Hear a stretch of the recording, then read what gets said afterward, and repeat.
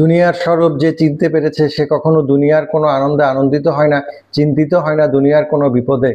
যার মধ্যে 6টি গুণ থাকবে জান্নাতের আকাঙ্ক্ষা এবং জাহান্নাম থেকে বাঁচার জন্য তাকে কোনো কসরত করতে হবে না।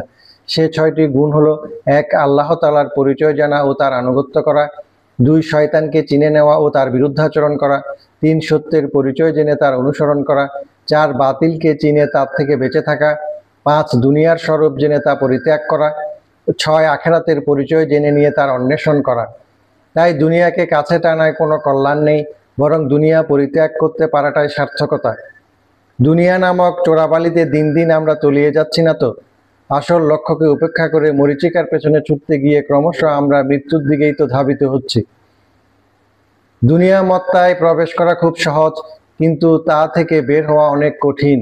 দুনিয়ার মোহ মায়া থেকে বেঁচে থাকা আসলে অনেক কঠিন ব্যাপার, নতুবা এত চিন্তা পেরেশানি সত্ত্বেও মানুষ দুনিয়ার পেছনে এত দৌড়াতো না, উন্মাদ হয়ে এত প্রতিযোগিতা করতো না। দুনিয়ার সমৃদ্ধি কেবল দুশ্চিন্তায় বয়ে আনে, কেড়ে নেয় মানসিক প্রশান্তি।